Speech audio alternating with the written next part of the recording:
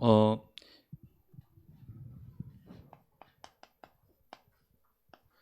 먼저 조금 질문을 조금 해보겠습니다. 다른 거 아니에요. 우리 오늘 무슨 날이죠? 주일이라고 하죠.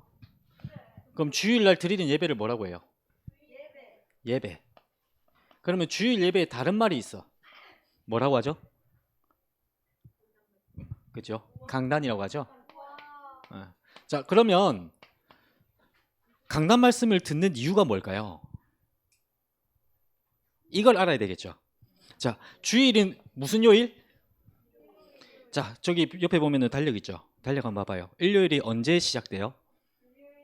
일주일에 언제? 마지막이야? 첫 번째죠. 일주일에 첫 번째 시작되는 날이에요. 마지막은 토요일이죠. 일주일의 마지막은 토요일이죠. 그러면 자, 여러분 집중하고 자 봅시다. 일주일의 첫 번째 날인 주일날 말씀이 떨어져요. 강단 주일 예배를 통해 말씀이 떨어져요. 그 이유는 뭘까요? 첫 번째 날에 떨어지는 이유가 뭘까? 오케이, 할렐루야. 첫 번째 날에 하나님의 말씀이 주어지는 이유는 뭐냐? 첫 번째 이유에는 마지막 주간 날이 있겠죠. 마지막 날이 언제라고? 토요일이라고 했죠. 그러면 첫 번째 날인 주일날 말씀이 떨어지는 이유는 마지막 날인 토요일까지에 일어나는 모든 일들, 여러분들 뭐 친구랑 싸울 수도 있고 엄마 아빠랑 싸울 수도 있고 뭐 행복하게 지낼 수도 있고 여러 가지 일들, 만남, 사건, 그 모든 일 속에서의 해답으로 주시는 말씀이에요. 시편 119편 103절 105절 말씀. 네. 105절 103절 갑자기 기억이 안 나네요. 주의 말씀은 내 발의 등이요 내 길의 빛이니이다 말씀을 하십니다. 주의 말씀은 내 발의 뭐라고요? 등이요. 그리고 내가 가는 길에 빛이라고 말씀하십니다. 내 발의 등이란 말이 무슨 말일까? 여러분들 상상해봐요. 내 발등에 등이 붙어 있어. 한 걸음 한 걸음 걸어가.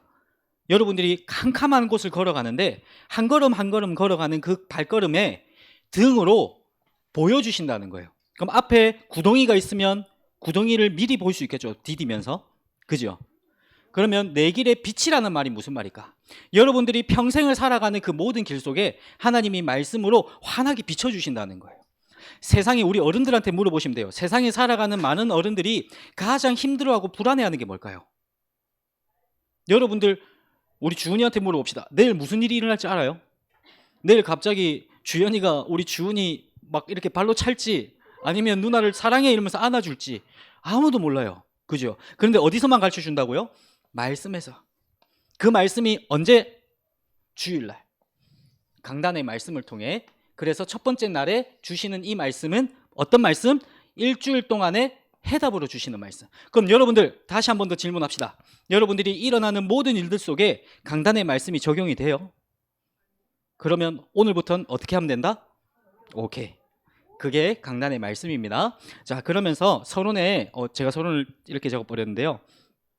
가정에 개입하기를 원하시는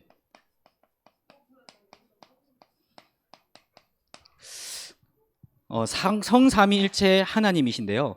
이것을 보면서 우리가 무엇을 붙잡아야 되냐? 가정에 개입하기를 원하시는 성삼위일체 하나님이란 말이 무슨 말일까요? 왜 하나님께서 내 가정에 개입하기를 원하실까요? 그럼 개입이란 말이 무슨 말이야? 합하는 거야? 개입이란 말이 무슨 말일까요? 쉽게 말해서 주영아 너 오늘 축구하러 가지 마.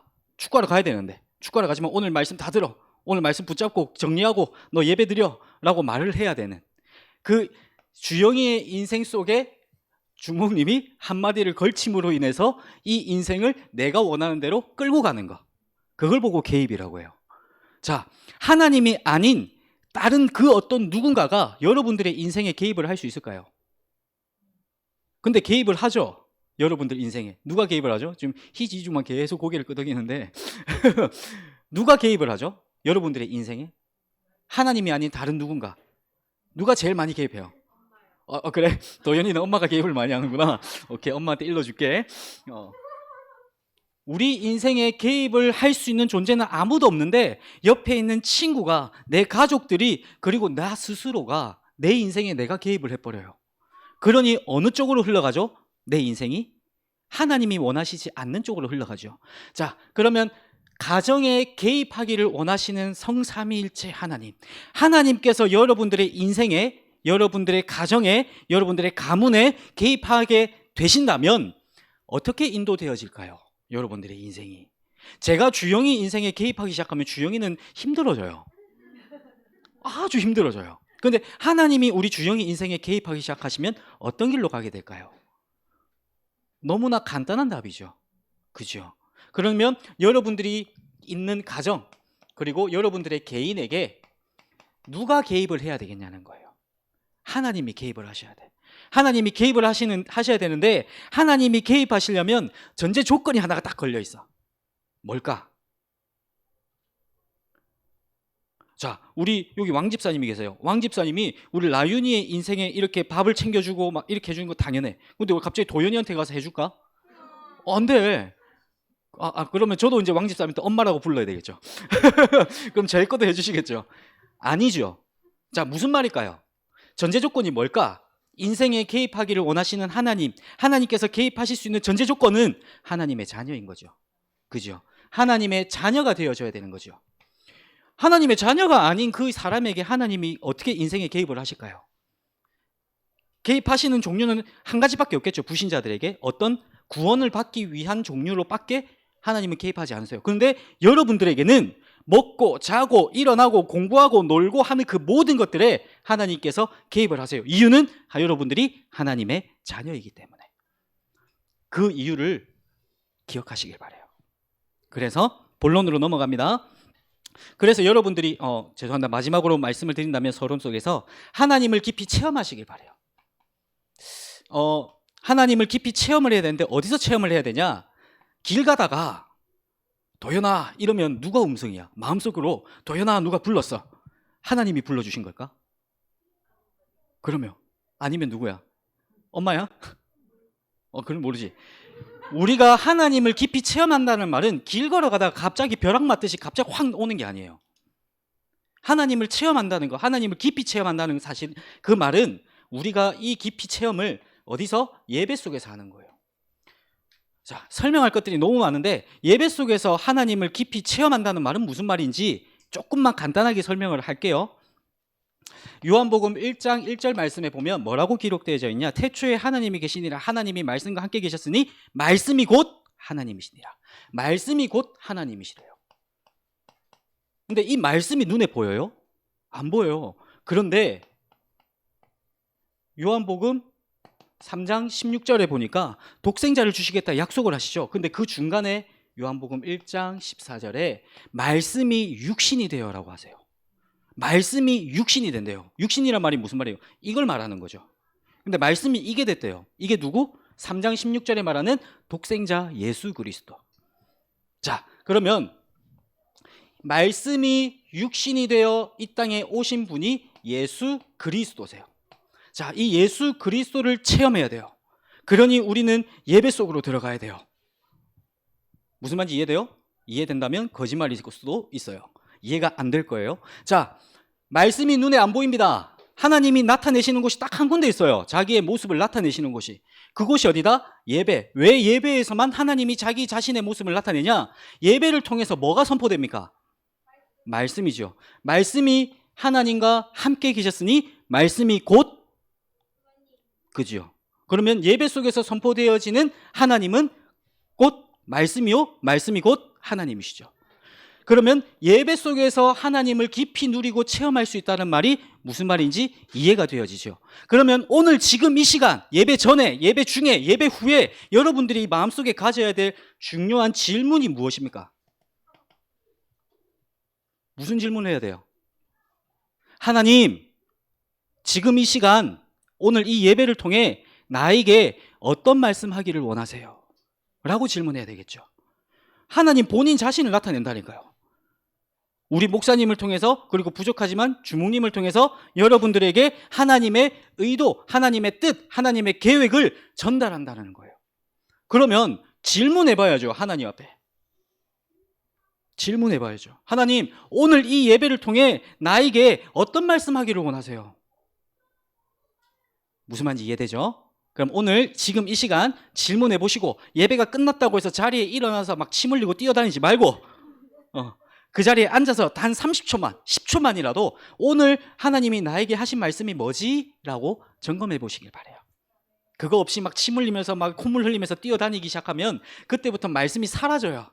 말씀을 날려보내지 마시고 그 자리에 앉아서 하나님이 주시는 말씀을 정리해 볼 수 있는 시간을 가지시길 바라요. 자, 그러면서 본론에 아브라함의 가정과 가문이에요.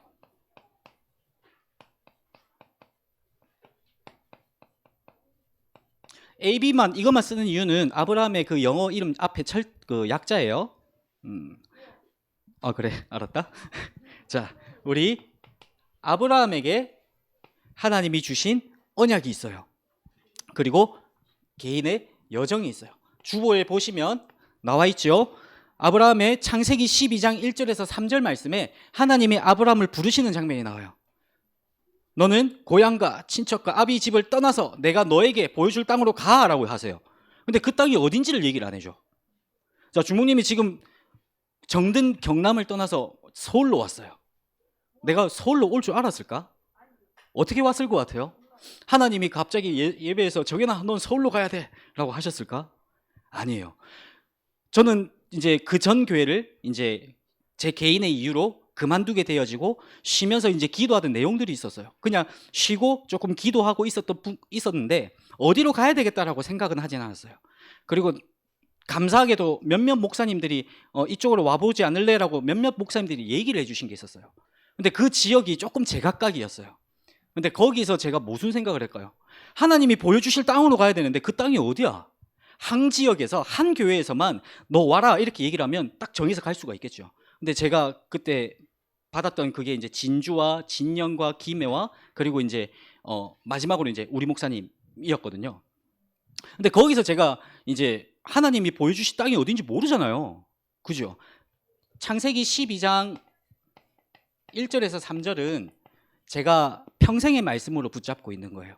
하나님이 저에게 주신 저의 개인에게 주신 평생의 말씀인데 하나님이 원하시는 곳이 어딥니까? 라는 질문을 할 수밖에 없어요. 여러분들, 아브라함이 하나님께서 아브라함의 원래 고향에서 건져내셔서 하나님이 원하시는 그곳으로 보내셔야 되는데 아브라함은 그곳이 어딘지를 몰랐다니까요. 하나님이 인도하시는 곳으로 갔을 뿐이에요. 그 인도하는 곳이라는 것을 어떻게 알게 됐을까요? 예배를 통해서 하나님 자신을 계속 체험하게 하시는 거예요. 그 속에서 주시는 확신이었던 거예요. 질문과 확신이었던 거예요. 저희가 갖고 있었던 질문이 있어요. 여기서 말씀드리지 못하는 제만의 질문에 대한 부분들이 있었는데 그 부분에 대해서 하나님이 확신을 허락하셨고 그 확신을 붙잡고 주목님은 서울까지 오게 됐어요. 저는 경남이 더 좋을 수도 있어요. 맞잖아요. 여기는 말도 안 통해. 내가 뭐 말을 해도 말을 잘 못 알아듣잖아. 그죠? 근데 저기 또 완전 새로운 환경이에요. 그죠? 제가 살던 곳과 너무 달라. 그러니까 어쩌면 경남에 있는 게 저한테는 제일 편할지도 모르겠지만 하나님께서 질문하게 하셨고 질문 속에서 확신을 갖게 하셨어요. 그래서 보여주시는 그곳으로 가게 되어졌던 거죠. 근데 이번에는 사실 너무 순조롭게 해결이 됐어요. 제가 지금은 준목님이 되어 있잖아요. 준목이 됐다는 말은 무슨 말이에요? 앞으로 뭐가 된다? 목사님이 된다는 거죠. 왜? 몰랐어? 왜 그래? 그 말은 무슨 말이냐? 저는 처음부터 그러면 목사님이 되기 위해서 준비를 했냐라고 한다면 저는 아니에요. 저는 세상 태어나서 처음으로 17년, 18년 만에 처음으로 가졌던 제 꿈은 수학 선생님이었어요. 제가 태어나서 처음으로 가져봤어요. 근데 제가 다니던 학교는 진주에서 밑에서 세 번째 그 안에 드는 진주의 그 지역 신문에 맨날 사고 치는 청소년 하면 늘 뜨는 그 학교에 제가 다녔어요. 그러니까 완전 꼴통학교 다니면서 수학 선생님이라는 꿈을 처음으로 가졌어요.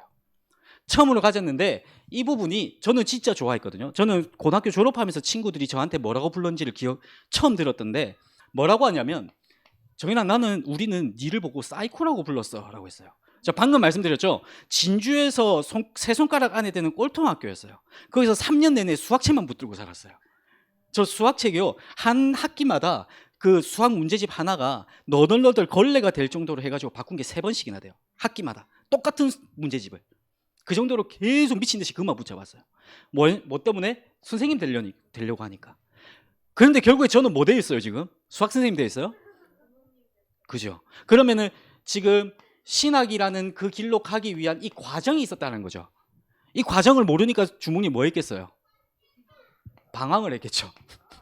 방황 속에 어려움이 왔었고, 그럼 여러 가지 또 방황과 어려움 속에 하나님이 말씀을 주셨고, 예배를 통해서. 그래서 하나님이 보여주시는 그 길로 차근차근 인도해 나가신 거예요. 자, 여러분들, 아브라함이 언약의 여정을 걸어가는데 처음부터 잘 갔던 게 아니에요. 처음부터 딱딱딱 맞는 길로 간 게 아니에요. 그러다 보니 여러 가지 실수들이 나와요. 실수들 속에서도 하나님 앞에 예배함으로 인하여 하나님이 인도해 나가시는 그 길로 갔던 거예요. 여러분들, 그래서 말씀드립니다. 여러분들 실수할 수 있어요, 없어요? 괜찮습니다. 실수해도 괜찮습니다. 괜찮아요. 문제 올 수 있어요, 없어요? 여러분들 개인이 말하지 못하는 문제들이 있겠죠. 저에게도 많은 문제들이 있어요. 많은 문제들이 있었고요. 그런데 그 문제들이 있었고, 그 문제들 때문에 내가 하나님이 보여주신 땅으로 못 간다면 저는 지금 이 자리에 못 있겠죠.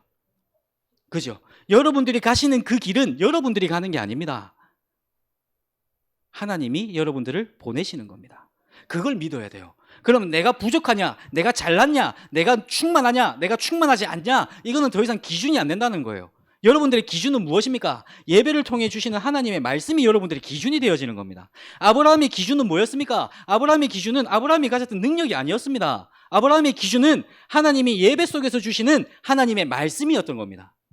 그 말씀 속에서 실수도 하고요, 어려움도 당하고요, 방황도 하고요, 많은 것들을 했어요. 그래도 괜찮아요. 왜냐? 하나님은 결국 말씀을 통해서 아브라함을 하나님이 원하시는 그 땅으로 보내셨기 때문이에요. 그럼 여러분들 지금 공부 좀 잘한다 못한다가 중요할까요, 안 중요할까요? 안 중요하죠. 근데 왜 학원은 몇 개씩 다니세요? 근데 왜 시험 때마다 성적을 잘 받으려고 이렇게 발버둥을 치세요? 모르죠. 근데 발버둥을 치고 있죠. 발버둥도 안 쳐? 라윤이는 특별한 친구구나. 여러분들이 살아가는 동안에 내가 뭔가를 열심히 하려고 하는 부분들, 그리고 잘하지 못해서 눈물 흘렸던 적들이 있지 않아요? 친구들하고 잘 지내고 싶은데, 부모님하고 잘 지내고 싶은데 내가 잘하지 못해서 혹시나 눈물 흘렸던 적은 없어요? 속상했던 적은 없어요? 왜 거기서 여러분들이 속상해서 눈물을 흘리죠? 내가 주인이 돼서 그러잖아요. 아브라함은 내가 주인이 되어졌던 게 아니에요. 내가 주인 되어졌던 부분이, 우리 목사님이 자주 그리는 그림이 있죠. 저는 이 그림을 오늘 처음 그려봐요. 내가 주인 되어졌던 아브라함이 그때마다 아브라함에는 문제가 찾아와요. 그런데 아브라함이 주인의 자리를 하나님으로 바꾸는 그 순간부터는 하나님이 그 길을 형통하게 하세요. 형통이라는 말 알아요? 모든 일이 잘 된다는 뜻이에요. 하나님이 주인이 되어지는 그때마다 아브라함은 형통하게 되어졌어요. 그러니 아브라함은 창세기 주보에는 안 적혀져 있습니다만 13장 18절 말씀에 보면 아브라함이 가는 곳마다 단을 쌓았다고 해요. 이 단이라는 말은 예배를 말해요. 아브라함이 이때부터 예배를 계속 하나님 앞에 드리기 시작해요. 가는 곳마다, 갈 때마다 하나님 앞에 예배를 드리기 시작해요. 뭘 체험했기 때문에? 예배와 말씀을 통해 하나님이 주인 되어졌을 때와 내가 주인 되어졌을 때의 극명한 차이를 느꼈기 때문에. 여러분들 이걸 체험하는 시기예요.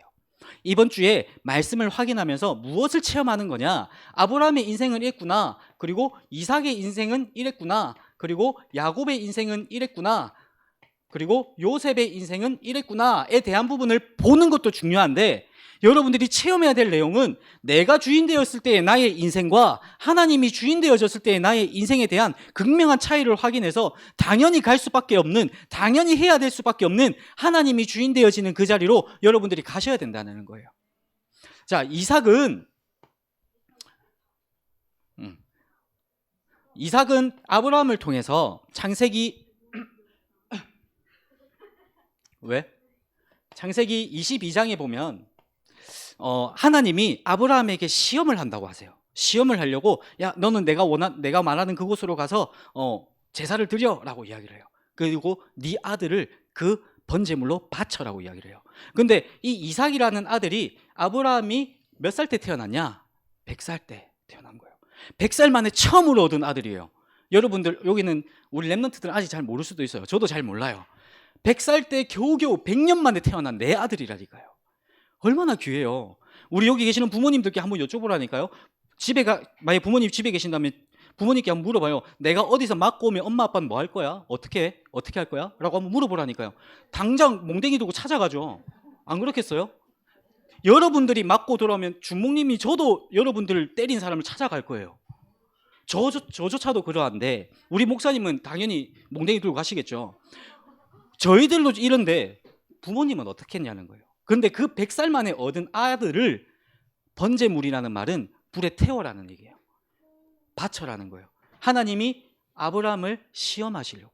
그런데 아브라함은 그 말씀에 뭐예요? 순종해요. 순종해서 모리아 산으로 올라가요. 모리아라는 그 산으로 올라가서 이삭을 바치려고 해요. 그런데 아브라함이 이삭을 데리고 갈 때 이삭아 하나님 앞에 예배 드리러 가자 하고 간 거예요. 그러니까 예배를 드리는데 이때 당시의 예배는 이제 양을 잡아서 이렇게 번제물로 드리는 예배였어요. 예배를 드리러 갔는데 아니 다 준비는 다 했는데 양이 없어. 이삭이 궁금한 거라. 아버지 그러면 번제물로 드릴 양은 어디 있습니까? 하나님이 다 준비했어. 이래놓고 아들을 결박을 해요. 아들을 묶어버려요. 꽁꽁 묶어가지고 그 번제물을 드려야 되는 그곳에 이삭을 얹어버려요. 무슨 일인지 파악이 됐을까요? 파악이 안 되는 거라. 이삭의 입장에서는 이게 뭐 하는 짓이지? 아빠가 이렇게 하니까 당하기는 당하는데 내가 지금 뭐 하는 거지? 그런데 아빠가 칼을 들고 와. 어떤 느낌이겠어? 아브라함은 하나님의 말씀에 순종해서 이삭을 하나님 앞에 번제물로 드리려고 칼을 드는 그 순간 하나님이 아브라함을 불러요. 아브라함아, 아브라함아, 됐다. 이미 이삭 대신에 순양을 준비해놨다 라고 말씀하시면서 매여져 있는 순양을 확인시켜 주세요. 그래서 그 양으로 하나님 앞에 번제물을 드려요. 자, 여기서는 두 가지의 의미가 있어요. 아브라함에게는 어떤 의미가 있냐? 내가 내 목숨만큼 소중한 내 독자, 내 이삭을 하나님 앞에 보낼 때 그 마음. 그러면 구약 시대를 넘어 신약 시대에 하나님이 예수 그리스도를 이 땅에 보내셔서 십자가에 매달게 하시고 십자가에서 죽음 당하게 하시는 그 순간에 그 모든 아픔들, 하나님 아버지의 마음, 독생자 예수 그리스도, 그분을 보낸 하나님 아버지의 마음, 아브라함에게 주시는 거고요. 이삭에게는 내가 죽어야 되는데 나 대신에 순양이 매여져 있는 걸 확인한 거예요. 이 순양이 번제물로 드림으로 인해서 내 죄가 용서함을 받은 거예요. 이삭에게는 그리스도의 그 언약이 어릴 때부터 각인이 되어져 버린 거예요. 그 어릴 때부터 각인되어진 그리스도의 언약이 야곱과 요셉에게 전달이 되어져요. 하나님께서는 한 사람을 부를 때 그냥 부르는 게 아니에요. 여기 계시는 우리 도연이를 하나님께서 부르실 때 도연이 한 명만 놓고 부른 게 아니에요. 도연이의 가정과 가문을 보고 부르시는 거예요. 여러분들은 단순히 내가 교회에 와서 내가 말씀 듣고 내가 하나님 자녀야라는 개념이 아닌 거예요.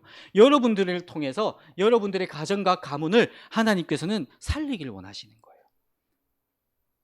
아멘입니까? 아멘이면 고개를 말고 아멘을 입을 열어 대답하시기 바랍니다. 아멘입니까? 주영아 아멘일까요? 아멘일까요? 눈치를 보지 말고 아멘은 입을 열어서 고백하시길 바랍니다. 여러분들 가정과 가문, 여러분들 한 사람의 문제가 아니에요. 여러분들 한 사람이 아니라 여러분들의 가정과 가문. 그렇기 때문에 여러분들이라는 한 사람이 너무나 소중한 거죠. 여러분들의 가정과 가문을 살리기 위해 한 사람. 그러니 여러분들이 너무나 소중한 거죠. 나는 어떤 사람이다? 좋은 사람이야? 그렇죠. 좋은 사람이고 나는 소중한 사람이에요. 여러분들은 너무나 소중한 사람입니다. 여러분들 너무나 귀중한 사람입니다. 조금 우리 라윤이가 침을 뱉어도 괜찮고요. 도연이가 밥 먹다가 막 질질 흘려대도 괜찮고요. 그건 아무런 문제가 없어요. 우리 주영이가 오후 때마다 이렇게 축구하러 가도 괜찮고요. 우리 희주가 연락을 잘 안 받아도 괜찮아요. 우리 데이비치 지금 엎드렸다가 다시 고개를 들어도 괜찮고요. 우리 막 예배 때마다 시끄럽게 이렇게 막 소리 지르면서 예배하는 우리 주연이 괜찮아요. 뭐 예배 오면 맨날 이렇게 폰 잡고 있는 우리 누군지 말 못하겠지만 태모시 히치가 있어요. 태모 히시가 있는데 이렇게 게임을 괜찮아요. 다 괜찮아요. 그게 중요한 게 아니에요. 여러분들은 가정과 가문을 살리는 한 사람이기 때문에 굉장히 소중해요. 지금 괜찮아요. 조금 부족해도 괜찮아요. 게임하는 거 괜찮아요. 노는 거 괜찮아요. 성적 좀 못 받는 거 괜찮아요. 제가 중학교에서 고등학교 넘어갈 때 그 성적을 퍼센테이지로 매겨줘요. 전체적으로. 저는 96%를 맞았어요. 이게 저는 되게 좋은 건 줄 알았어. 100%에 가깝잖아. 이야, 난 되게 높은 성적인갑다 했는데 반대인 거죠. 숫자가 낮을수록 좋은 거예요. 상위가 아니고 하위 96%인 거죠. 그러니까 96% 내가 여러분들 깔고 갔던 거예요. 제가 여러분들 깔고 갔던 거예요. 그런 성적이었는데도 불구하고 하나님이 저를 뭘로 불렀다고요? 앞으로 목사님이 될 준비를 하는 주의 종으로 불러주셨다는 거예요. 여러분들 성적 조금 안 나오는데 저보다 안 나올까요? 안 나오는 사람도 있을 수 있겠죠. 근데 제가 이 이후에 것은 자랑이라서 말씀을 안 드리려고 했는데, 아까 수학선생님 되려고 했다고 했죠. 저는 수학 문제를 한 문제도 틀려본 적이 없어요. 저는. 그리고 저는 수능 공부를 하지 않아요. 공업고등학교에선. 근데 저는 수리만 1등급이었어요. 그리고 저는 전교 부회장 출신입니다. 제가 전교 부회장을 하루 전날 출마했는데 1800명인데 1500표 받았어요. 그러면 96%가 중요한 게 아니죠. 96%만 생각하고 되게 무시하려고 했지. 무시하지 말라는 얘기예요. 무시할까 봐 미리 선수를 친 거예요. 이거는 제가 학적부 때문에 다 나와요. 거짓말 할 수 없는 내용이에요. 무시하지 말라고. 96% 맞았다고 무시하지 말라고. 96% 맞아도 하나님은 만들어 가세요. 저는 고2 올라가면서 하나님을 믿었거든요. 그때부터 하나님이 행해 나가셨던 일들이에요. 모든 부분들이. 여러분들 성적 좀 안 나와도 괜찮습니다. 성격이 저래도 괜찮습니다. 괜찮습니다. 하나님은 그럼에도 불구하고 하나님이 원하시는 길로 인도해 나가십니다. 그러니 여러분은 어디 속에 있어라? 여러분은 어디 속에 있어라? 예배 속에만 있어라. 예배 속에만. 자, 두 번째. 그래서 우리가 할 것입니다. 이것을 우리의 마음에 담아야 돼요. 마음에 담아야 되는데, 시편 1편 1절에서 6절의 말씀에 보면 특히 이제 2절, 3절 이렇게 2절 말씀에 보면 뭐라고 기록되어져 있냐면, 오직 여호와의 율법을 즐거워하여 그의 율법을 주야로 묵상하는도다. 율법을 주야로 묵상하는도다. 이때 율법이 뭘까요? 이거 하지 마, 저거 하지 마, 이 율법을 말할까요? 이때 율법은 말씀을 뜻해요. 말씀을 주야로 묵상한다는데 혹시 묵상해 보신 분? 없어? 결박받을지어다 이것들. 우리 랩런트들 중에 묵상해 보신 분들, 묵상은 어떤 거라고 생각해요? 그러면 혹시 묵상에 대해서 아는 분들? 그죠? 방금 우리 집사님하고 얘기하셨는데, 묵상의 그 단어의 뜻은 뭐냐면 작은 소리로 읊조리다예요. 그러면 근데 보통은 묵상이라고 하면 눈을 감고 입을 다물고 조용하게 있어요. 그러면 뭐가 와요? 잠이 와요. 잠이 찾아와요. 잠이 찾아온다거나 잡생각이 들어와요. 가만히 있으면. 작은 소리로 읊조리다. 글자가 더러워서 미안해요. 리을 피읍. 리을 피읍. 그래, 받침 리을 피읍. 내가 지금 국어까지 가르쳐야 돼? 국어는 학교에서 배워와. 읊조리다예요. 작은 소리로 읊조리다. 묵상이라는 말은 하나님의 말씀을 작은 소리로 중얼중얼 대는 거예요. 중얼중얼 대는 거예요. 말씀을. 여러분들 묵상할 때 눈을 감고 잠을 맞이하지 마시고, 눈을 감고 여러분들의 입술을 열어 작은 소리로 중얼중얼 거려야 돼요. 그런데 조심해야 될 게 있어. 사람들이 많은 곳에서 쭈글쭈글 거리고 있으면 사람들이 여러분들을 볼 때 조금 아름답고 친한 여자로 볼 수도 있어요. 오케이, 이거는 어른들 말 알아들으면 돼요. 자, 작은 소리로 읊조릴 수 있는 그 묵상 속으로 들어가길 바라고요. 두 번째, 여러분들 살다 보면, 지내다 보면, 일주일을 지내다 보면 많은 사건들이 있어요. 그리고 일이 있고요, 만남이 있어요. 그리고 어려움이 있을 수 있고요, 기타 등등 뭐 좋은 일도 있을 수 있고, 그 모든 일들 속에 무엇을 해야 되냐? 복음을 적용해야 돼요. 이 복음 적용을 어떻게 해야 되냐? 그러면 이 복음 적용을 하려면 기도로 뿌리를 내려야 되는데 복음 적용이요? 글자가 날려서 죄송해요. 아 그래요? 감사합니다. 내 몸으로 가려지는 게 있네. 그러면 이 속에서 복음 적용을 하고 기도로 뿌리를 내려야 되는데 우리가 또 봐야 될 것들이 있어. 무엇을 봐야 되냐면 여러분들 주변에서 웬만하면 어떤 걸 하냐면 틀린 말을 하게 만들어요. 틀린 말을 하게 만들어요. 그리고 틀린 생각을 하게 만들어요. 저는 어렸을 때 부모님에게 제일 많이 들었던 소리가 그거예요. 네가 커서 뭐 되려고? 네 같은 놈이 커서 뭐 되려고? 이런 얘기를 제일 많이 들었어요. 뭐 되려고는 뭐 주의 종 되려고 했지. 그죠? 지금 보니까 그렇죠. 지금 보니까 주의 종이 되기 위해 준비하고 있죠. 하나님이 인도하고 계시죠. 근데 그 나이 때는 그 나이 때 그 얘기를 들으니까 저는 무슨 생각했을까요? 그래, 내 같은 놈이 뭐가 되겠노? 그러니까 그냥 노는 거예요. 그 결과가 96%예요. 와우, 그죠? 96%예요. 뭐 되려고? 그래, 뭐 될지를 모르겠으니까 그 틀린 말과 틀린 생각 속에 제가 사로잡혀 있는 거예요.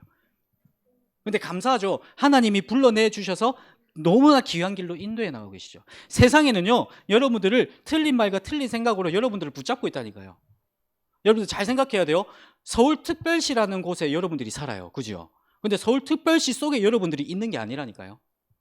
여러분들의 마음속에, 여러분들의 중심 속에 서울특별시가 들어와 있어야 돼요.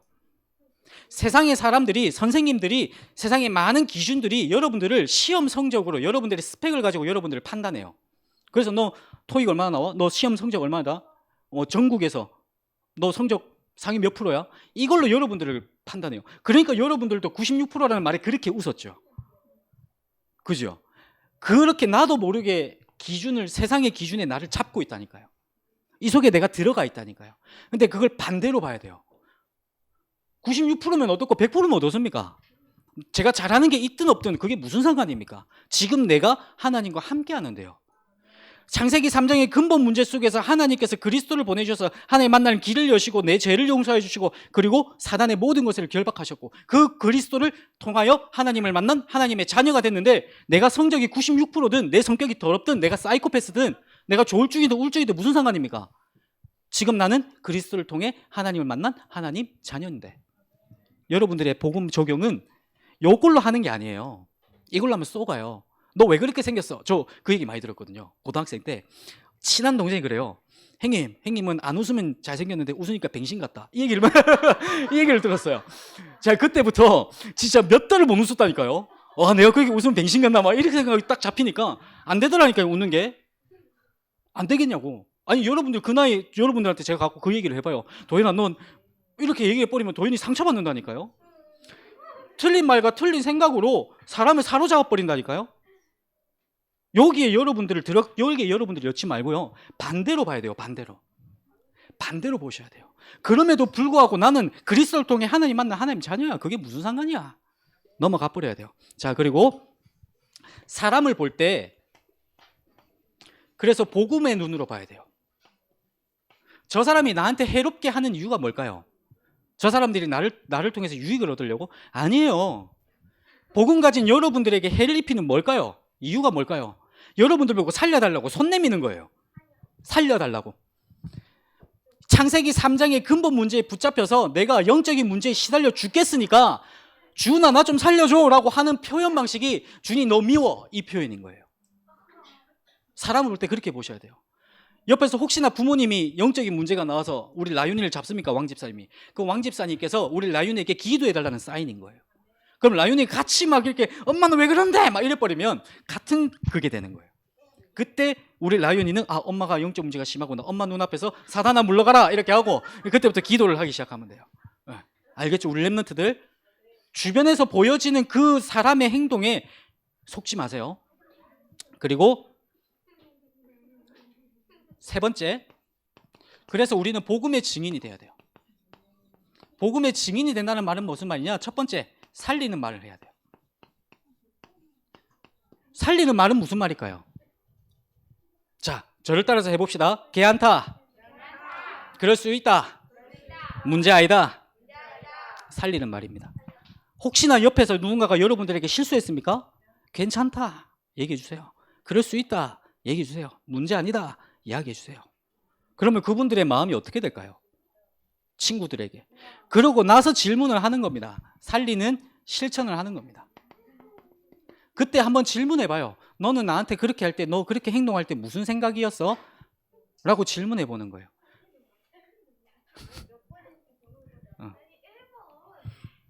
그게 중요한 게 아니에요. 어차피 다 적혀져 있어요, 주보에.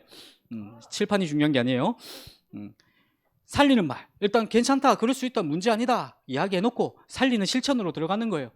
그래서 너는 왜 그런 무슨 마음으로 그렇게 한 거야? 라고 물어보는 거예요. 질문을 던져보는 거예요. 살리는 말도 하지 않는데 너 나한테 왜 그랬어? 라고 물어보면 싸우자는 거예요. 그 사람의 마음의 문을 열어놓고 그 사람에게 질문해 보는 거예요. 너 왜 그렇게, 무슨 마음으로, 어떤 생각으로, 뭐 때문에 그렇게 한 거야? 혹시 내가 뭐 잘못한 거 있어? 라고 질문해 보는 거예요. 그 질문하는 것 속에 그 친구의 상태가 드러나겠죠. 그 상태에 맞게끔 여러분들이 복음을 전달하면 돼요. 혹시나 복음 말 못하겠다 그러면은 우리 선생님들이나 주목님이나 목사님께 데리고 오거나 아니면 부르면 돼요. 그러면 그 친구에게 가서 복음을 전하면 돼요. 여러분들 살리는 실천을 해야 되는데, 가족들에게도 막 우리 엄마가 나한테 짜증을 부렸어. 라면아 니 방청소 안 할게가 막 이렇게 소리를 질렀어. 그러면 그렇지, 이렇게 반응하겠죠. 예, 막 이렇게 반응하겠죠. 이렇게 반응하면 절대로 살아나지가 않아요. 그러면 엄마한테 뭐라고 해야 돼? 엄마 괜찮아, 문제 아니야, 방 어지러운 거. 그렇게 말을 해야 될까요? 그럴 수도 있지, 엄마가 치워주면 되지. 이러면 그때부터는 이제 몽댕이 들고 찾아오는 거예요, 엄마가. 그런 말을 하라는 게 아니에요. 엄마가 화를 내고 짜증을 내기 시작할 때 여러분들은 엄마한테 엄마 그 무슨 일이 있나 이렇게 물어보는 거예요. 괜찮아? 괜찮아? 이렇게 하고 물어보는 거예요. 안 괜찮다 하면 무릎 꿇고 빌어야지. 여러분들 상황 속에서 살리는 말을 통하여 살리는 실천 속으로 들어가시길 바래요. 이 이유는 뭐냐? 이번 한 달간 무엇을 하는 한 달이라고 하셨죠? 가정에 캠프하는 한 달이에요. 가정에 캠프를 하는데 한 사람이라도, 우리 가족 내에 한 사람이라도 복음 붙잡고 있어야 되잖아요. 복음 붙잡고 있어야 되잖아요. 복음을 붙잡았다고 착각하는 게 아니라 복음을 붙잡고 있어야 되잖아요. 제가 26, 27 신학교 들어간 지 얼마 안 됐을 때예요. 저는 20살 때부터 집을 나와서 살았거든요. 그래서 가족들이랑 그렇게 안 친해요. 그런데 한 날은 이제 저는 복음 가졌으니까 가정 캠프하는 마음으로 새해가 됐을 때 집을 찾아갔어요. 그래서 이제 부모님들이랑 같이 식사를 했죠. 식사를 하는데 저희 집은 제가 제일 말 예쁘게 하는 사람이거든요. 제가 제일 성격이 좋아요. 왜 그렇게 웃어? 고개를 잘 들렸는데, 너희들 기준에 말고 우리 가족 기준에. 우리 가족 기준에서 제가 제일 착한 사람인데 어머니하고 형님이 붙은 거예요. 말로 막 붙는데 그 상황을 보던 아버지가 열이 받은 거예요. 그래가지고 이렇게 막 개입이 된 거죠. 근데 저는 아무것도 아니었잖아요. 근데 보니까 저희 어머니는 이 말을 하고 있고 저희 형님은 저 말을 하고 있는데 그걸 제대로 포인트를 못 잡더라고요. 그런데 아버지는 그게 짜증나니까 화를 내고, 그래서 이제 아버지한테 이제 설명을 드렸죠. 아버지, 어머니는 이 말씀을 하시고 형님은 이 얘기를 하는 건데 서로가 이 말들을 못 알아듣는 것 같아요 라고 이야기를 했어요. 저는 복음 가졌으니까, 가정의 평화를 이루어야 되는 수호자니까. 혹시 제가 하는 말에 틀린 말이 있었나요? 없었죠. 근데 그때 그런 말을 들은 저희 아버지가 저한테 뭘 했을까요? 바로 뺨 때렸어요. 제가 26살이에요. 근데 제가 뺨을 맞고 무슨 행동을 했을까요? 아버지에 대한 상처가 터져버려가지고 아버지를 때리려고 했어요. 이게 제 영적인 문제가 튀어나오는 거죠. 복음을 붙잡았다고 착각하고 간 거예요. 그 현장으로. 복음을 붙잡았다고 착각하고 가는 그 현장에 하나님은 그것을 통해 영적인 문제를 드러내게 만드세요. 근데 내가 복음을 붙잡았다고 진짜 내가 인식하고 제대로 알고 누리고 있었다면 그 상황이 벌어졌을 때 하나님 앞에 엎드릴 수 있었겠죠. 근데 복음을 붙잡았다고 착각한 저는 어떤 행동을 한다? 상처가 폭발해서 상처에 폭발한 것에 잡혀버렸다. 여러분들 착각하지 마세요. 복음을 제대로 붙잡았다라고 착각하지 마세요. 하나님 앞에 늘 겸손하고, 하나님 저는 부족합니다, 저는 모자랍니다, 그러니 하나님께서 해주세요. 나는 잘하고 있어가 아니에요. 너 잘해 이게 아니에요. 하나님 앞에 엎드리세요. 하나님 나는 부족합니다, 나는 모자랍니다, 그러니 하나님이 내 인생에 개입해 주세요. 하나님 나도 모르게 내가 주인 되어져 있네요. 하나님이 주인 되어 주셔서 내가 내 인생을 살아가는 게 아닌 하나님이 내 인생 살아주세요. 고백하시기 바랍니다. 그렇게 여러분들이 하나님 앞에 엎드릴 때 가정에 캠프가 임하는 거예요. 캠프는 목사님이 뭐라고 말씀하셨냐? 빛을 비추는 거래요. 빛을 비춘다는 말은 내가 나서서 그것을 해결하는 게 아니에요. 내 안에 계신 하나님께서 드러나셔서 해결하시는 거예요. 저는 제가 해결하려고 했던 거예요. 가정의 그 평화를 위해. 수호자니까. 수호자라는 마음으로 해결하려고 했더니 저의 상처가 오히려 도리어 드러나니까 처음에 붙었던 어머니와 형님이 너무 놀라서 저를 밀어내서 제가 사는 집으로 보내버렸어요.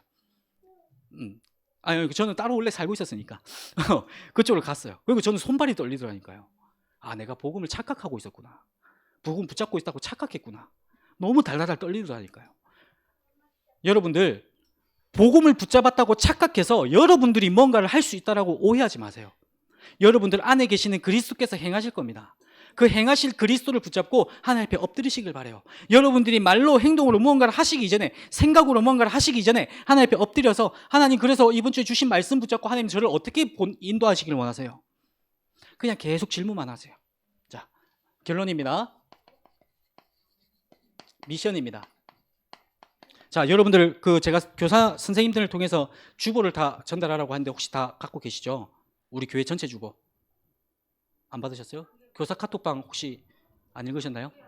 그럼 나중에 저기서 가져가시면 돼요. 가져가라는 이유는 뭐냐면 이 안에 이게 들어가 있을 거예요. 우리 5월 한 달간은 가정 캠프하는 한 달이에요. 그러면 여기에 이름, 여러분들 이름 적고, 직분, 여러분들의 직분은 랩넌트예요. 적고, 이제 이름, 여러분들 가족들, 그리고 혹시 가정에 문제가 있는 친구들이 있거나 아는 분들이 있다면 그 이름을 적고, 그분들이 어느 학교인지 어느 직장인지 적고, 그리고 현재 상태가 어떠한지를 기록해서 오늘 5인 1조 모임하실 때, 우리 교사 선생님들하고 하실 때 선생님들에게 제출하세요. 아시겠죠? 오늘 5인 1조 끝날 때까지 제출하셔서 주셔야 돼요. 제가 혹시나 따로 찾아가는 상황이 벌어지면 여러분들 아주 괴로울 거예요. 제가 어떤 사람인지를 정확하게 보여드릴게요. 아주 집요하게 찾아다닐 거예요. 종이 들고 펜을 들고 직접 적으라고 찾아다닐 거예요. 왜 적으라고 하냐면 5월 한 달간은 가정 캠프하는 주간 한 달이라고 했잖아요. 그게 하나님이 우리 교회에 주신 방향이에요. 좋든 안 좋든, 인정이 되든 인정이 안 되든 거기에 방향을 맞추어서 행동을 하는 게 하나님이 원하시는 거예요. 하나님이 원하시는 거. 내 마음이 이렇게 올라와서 하는 건 너무 좋죠. 올라오지 않아도 하나님이 주의 종을 통해서 방향을 주셨다면 거기에 맞춰서 가는 게 우리 성도들의 역할이에요. 아시겠죠? 한 명만 적어도 괜찮아요. 제가 혹시 몰라서 20번까지 적어놨긴 했지만 아무도 아마 20번까지 적는 사람은 없을 거예요. 한 명만 적어도 괜찮으니까 적어보세요. 그리고 기도해 보세요. 아시겠죠? 그래서 이게 이제 제가 순서를 잘못해 버렸네요. 가정 캠프,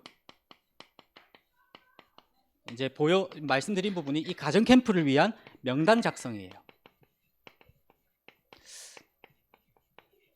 우리 목사님은 성격이 너무 이렇게 좋으셔가지고 이렇게 전달만 하세요. 근데 저는 성격이 좀 이상해서 잡으러 다녀요. 저 그 별명 중에 하나가 짐승이에요. 물면 안 나요. 조심하셔야 돼요. 명단 작성, 우리 랩런트들 지금부터 도전해 보세요. 지금부터 도전을 해야 나중에 여러분들이 한 살 한 살, 한 해 한 해 지나갈 때마다 내 눈에 복음 전해야 될 대상자들이 눈에 보여요. 지금 안 하는데 5년 뒤에 10년 뒤에 갑자기 보여진다? 그 거짓말이에요.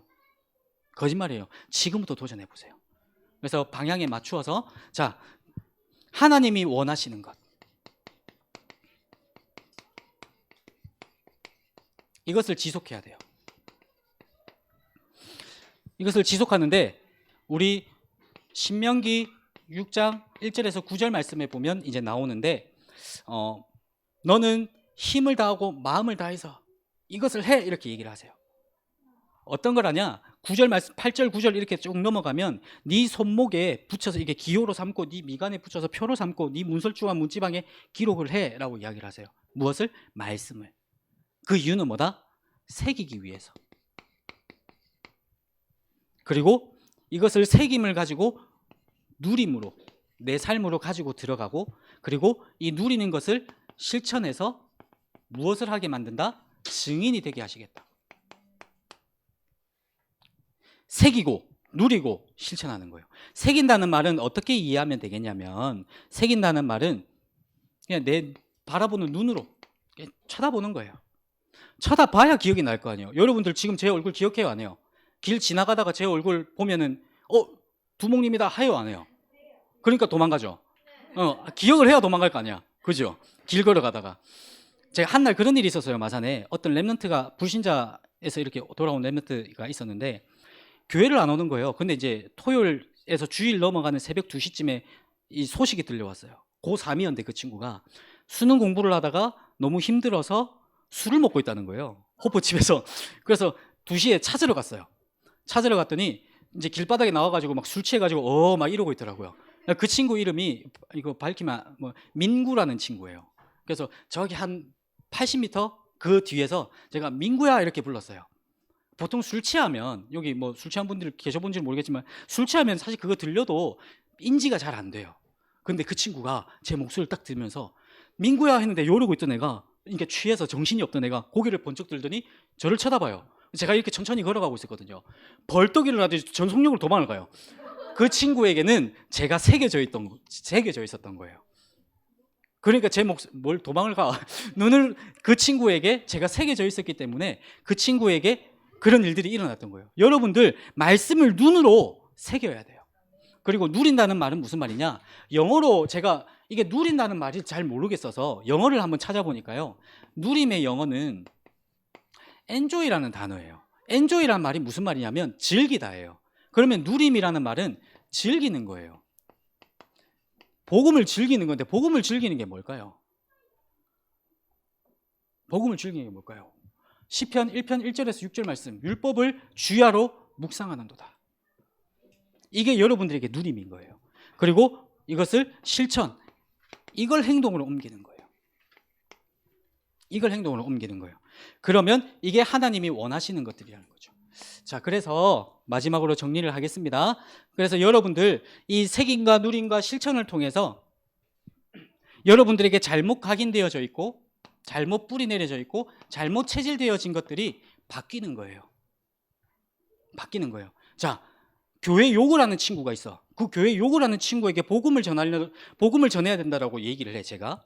그럼 여러분들 생각에는 그 친구가 복음을 받을 수 있는 사람일까, 못 받는 사람일까? 왜요? 잘못 각인되고 뿌리 내려지고 체질되어진 거. 그 아이를 향한 하나님의 계획은 라윤이가 알 수 있다 없다? 그러면 우리는 뭐 해야 된다? 복음을 전해야 된다. 복음 전에 기도부터 해야 되겠죠. 그죠? 근데 안 된다 된다를 누가 판단하지 마라? 내가 판단하지 마라. 그 얘기를 하는 거예요. 그것이 바뀌기 위해서 여러분들에게 말씀을 새기고 말씀을 누리고 말씀을 실천하는 것 속으로 들어가라라는 얘기인 거예요. 자, 그러면서 이제 가정 캠프의 주인공으로 여러분들 주역으로 서시길 바라고, 여러분들 주변에 눈을 뜨고 잘 봐요. 가정에 문제가 있는 친구들이 반드시 있어요. 어려움을 당하는 친구가 반드시 있어요. 저와 같은 친구들이 있을 수도 있고요. 우리 도연이처럼 먹으면 먹는 대로 계속 흘리는 친구들이 있을 수 있고요. 라윤이처럼 이렇게 침을 질질 뱉어가면서 가는 친구도 있을 거고요. 우리 주영이처럼 축구를 좋아하는 친구들 속에 또 문제가 있는 친구들이 있을 수 있어요. 자, 여러분들과 비슷한 친구들 속에 가정에 문제가 있는 친구들이 있을 수 있어요. 이번 한 주간 그런 친구들을 찾아서 기억하세요. 그 친구들을 위해서 기도를 시작하세요. 그래서 이번 한 달간 가정 캠프에 주역되어지시는 우리 모든 렘넌트들, 교사 선생님들 되어지시길 바랍니다. 기도하겠습니다. 감사합니다. 하나님, 주는 그리스도시요 살아계신 하나님의 아들이십니다. 하나님, 이번 한 달 그리고 이번 한 주 하나님이 주신 말씀을 붙잡고 가정 캠프의 주역이 되어지는 시간 되게 하여 주시옵소서. 우리들의 가정과 가문에 그리고 우리들 개개인에게 하나님 개입하여 주셔서 내가 내 인생을 살아가는 것이 아닌, 우리 가족들이 우리들의 가정을 살아가는 것이 아닌 하나님께서 우리들의 인생을 대신 살아주시고 인도하여 주시옵소서. 모든 영광을 주님께 돌립니다. 살아계신 주 예수 그리스도 이름으로 기도합니다. 아멘. 죄송합니다. 너무 늦었